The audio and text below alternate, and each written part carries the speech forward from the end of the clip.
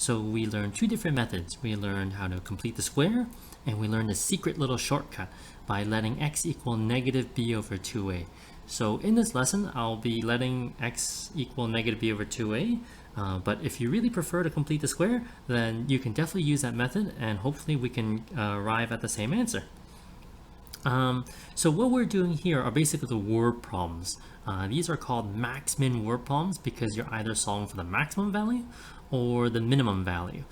And please really understand what you're doing in this lesson, because later on, one of the last lessons of this unit will be working with another type of word problem. Those are called solving word problems, or solving quadratic equation word problems. So please don't get them confused, because that would be disastrous on the test. So anyways, these are max-min word problems. You can also call them quadratic optimization word problems. Let's do it. So the cost in dollars of operating an appliance per day is given by the formula C equals 2t squared minus 24t plus 129, where t is the time in months the appliance is running. What is the minimum cost of running the appliance? So like I said, you can use completing the square, but I'm going to do the negative b over 2a technique. So this is the min. By the way, does it make sense that we're talking about the minimum cost? Well, let's look at the equation. C equals 2t squared minus 24t plus 129. I'm focusing on 2 here, okay? And I don't really care that it's 2. What I do care about is that it's positive 2, which means the parabola is opening up. And if it opens up, the vertex is a minimum value. So you know what? This makes perfect sense.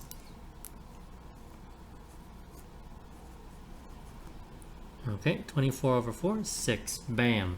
So this tells me that the minimum cost will occur after 6 months. Okay, after 6 months of running the appliance, we're going to achieve the minimum cost.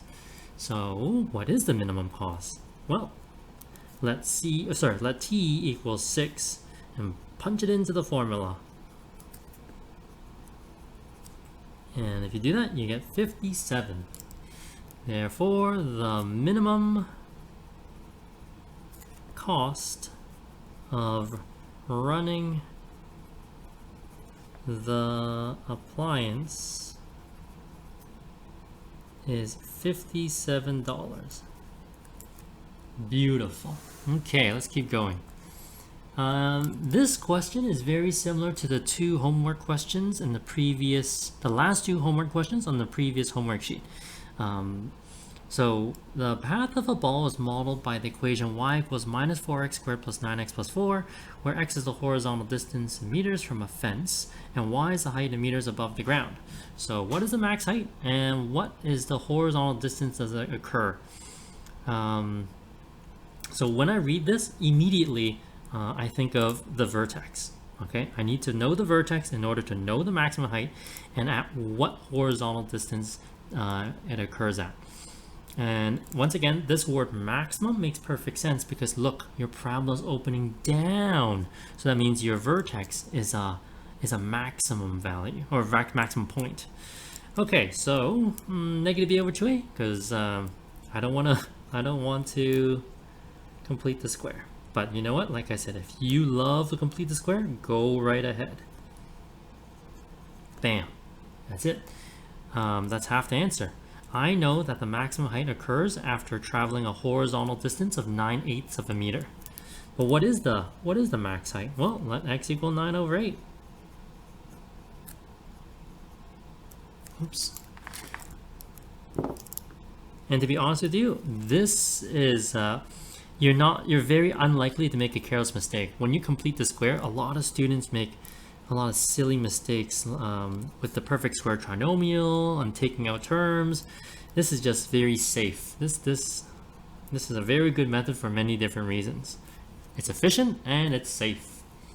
Anyways, so the max height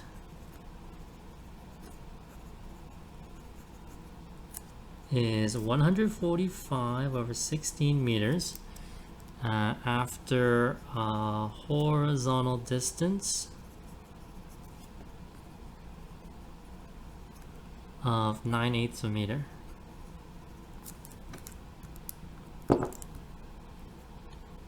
Beautiful. Okay.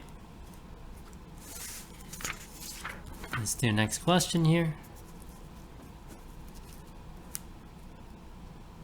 Okay, so unfortunately, the next two questions are very common test questions, and they're also questions that students really struggle with. So I'll try my best and break it down so we really see where the numbers are coming from. Okay, so for example 3, when a company sells purses for $500, 45,000 are sold in a month. Okay, so when they charge $500 a purse, 45,000 of them are sold a month. So immediately I think I should quit teaching and I should start selling purses. The company did a survey and learned that for each decrease in price by $20 will result in an extra 5,000 purses sold per month. And that makes sense. You make it cheaper, more people will buy it. What is the maximum revenue? And how much should they charge per purse to maximize the monthly revenue? So there's a lot of things going on, and I can see why students really struggle with this question. So we're going to try to break it down, okay? We're going to try to make a table here.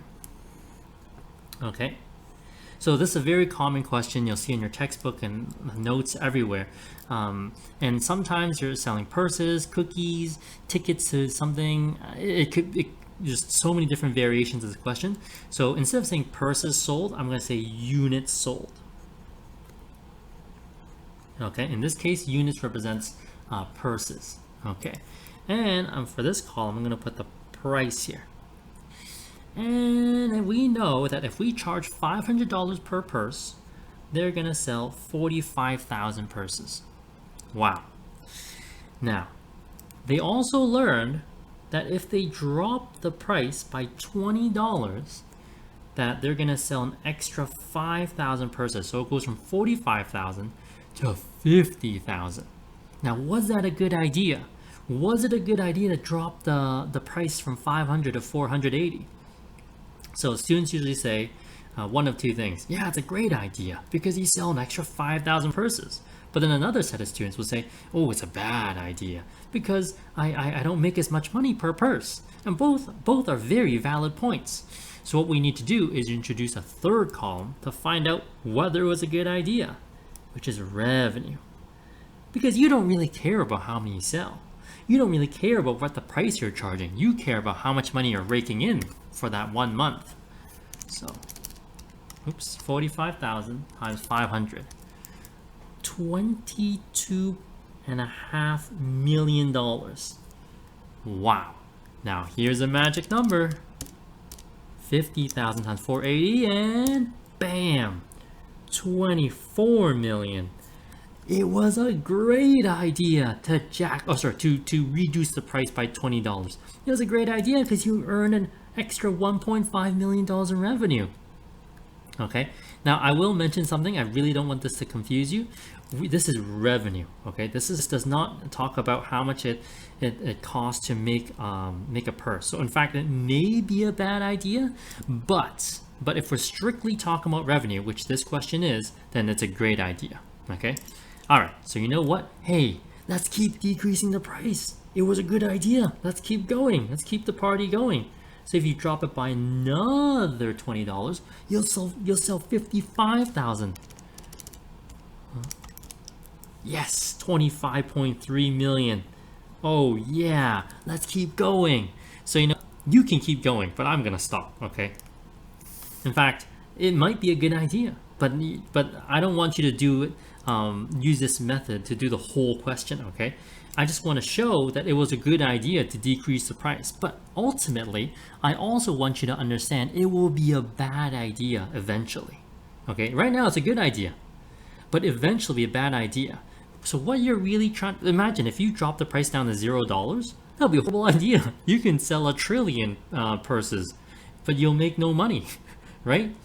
So what this question is really showing is that you want to look for the perfect balance between units sold and price. Once you reach that perfect balance, you'll maximize your revenue. Okay. So this question makes me a little sad because when I think about it, companies when they set a price for something, when like a new phone is dropped by these companies, their flagship phones, they don't really they set their price based on how, like maximizing their profits. They don't really care whether people can afford their phone or not. Okay, so the pricing scheme is very, very important to the company. And it's really sad because they don't care about people, really. They just care about the bottom line. So you can give it some thought and think about that. Okay, so you know what? Let's generate an equation here. Okay, so based on this idea, we learned that revenue equals units sold times price, right? Units sold times price. So what I'm gonna do is replace revenue with R. And what about units sold? Well, you start off with 45,000 purses and you increase 5,000. Okay, 5,000x. And I really don't want to spoil what x is. I'm going to tell you in a second. And the price is 500 minus 20x. So the hardest part to this question, I really feel that what bothers students and really trips them up is what x represents. Okay, students think x represents the number of purses sold, or x represents the price. It represents neither of those. Okay, x represents the number of price decreases. That's the trippiest part to this question. So let x represent number of price decrease. Let x represent number of price decreases. Okay, that's what it represents. And of course, R is easy.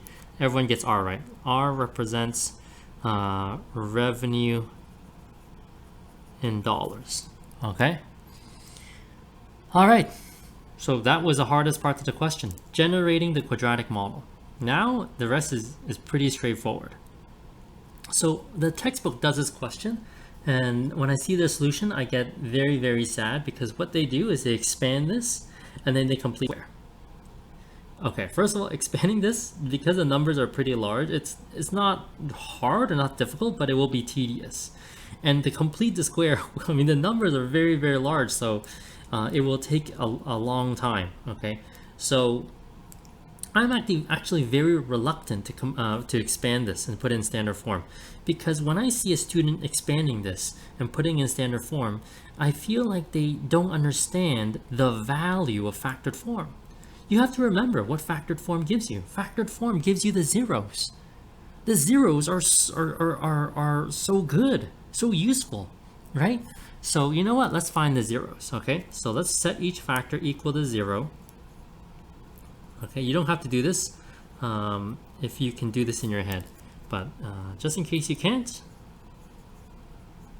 let's find the zeros. Set each factor equal to 0, and then you'll see that from this factor, let's see, 50,000, sorry, 45, of course it's 9, and it's not, it's negative 9, and this one, 52, let's just double, 25. Beautiful. So those are your zeros. Okay, the zeros of this quadratic relation are negative 9 and 25. What do I do with the zeros? Average them.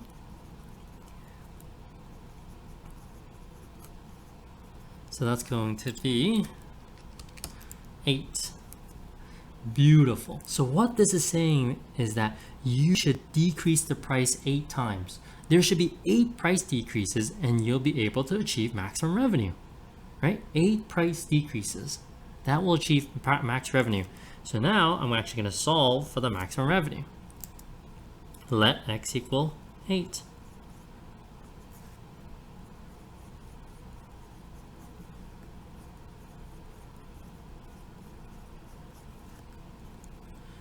$28,900,000. I should really start selling purses. This question is making me sad. Okay, so, and this here, by the way, 520 times 8, that's the price. the price is equal to 500 minus 20 times 8, which is 340. So therefore, the max revenue is 28.9 million. They should charge $340 per purse. And you know what? Just in case that you don't visualize what's happening, let's map it out here. Let's graph it out. So if you do not do any price decreases, okay, you keep the price at $500 for the purse, you will make a revenue of 22.5 million. Okay, these are in millions. Revenue is in millions here. And then we learned that the zero here is 25. If you do 25 price decreases, guess what?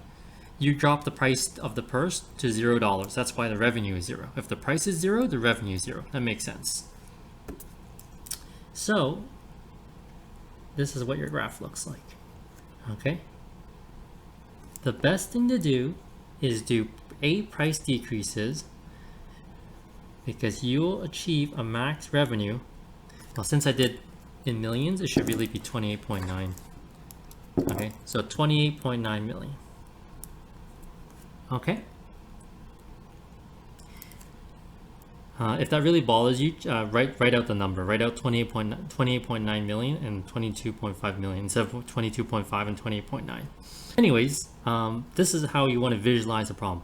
It's a good idea, good idea, good idea to decrease, good idea to decrease, good idea to decrease, good idea, and then ooh, and you plateau, and then it becomes a bad idea to decrease the price. Okay, you want to find that perfect balance between units sold and price, and in this case, you want to drop the price 8 times. And that's basically the question.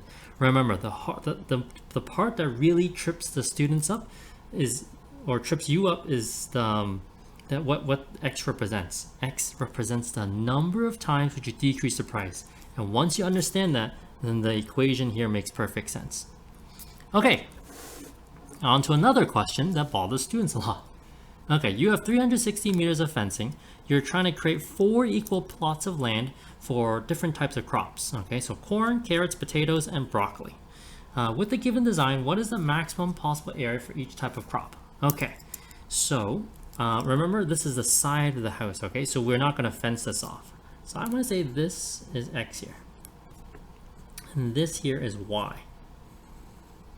Okay, so you know what? Just to help you out, this is Y as well, because we said 4 equal plots of land, so you're fair to the 4 different crops.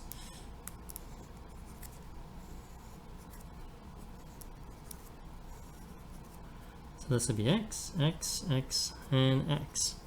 Okay, so if you look at the diagram here, 1, 2, 3, 4, 5 X's plus 4Y, that's the total amount of fencing you're going to need to create this design here for your 4 different crops. So 5x plus 4y is 360. And the area, okay, the area for each type of crop, whether it's corn, carrots, potatoes, or broccoli, it's the same. Okay, it's going to be x by y because it's a rectangle, x by y, so it's x times y.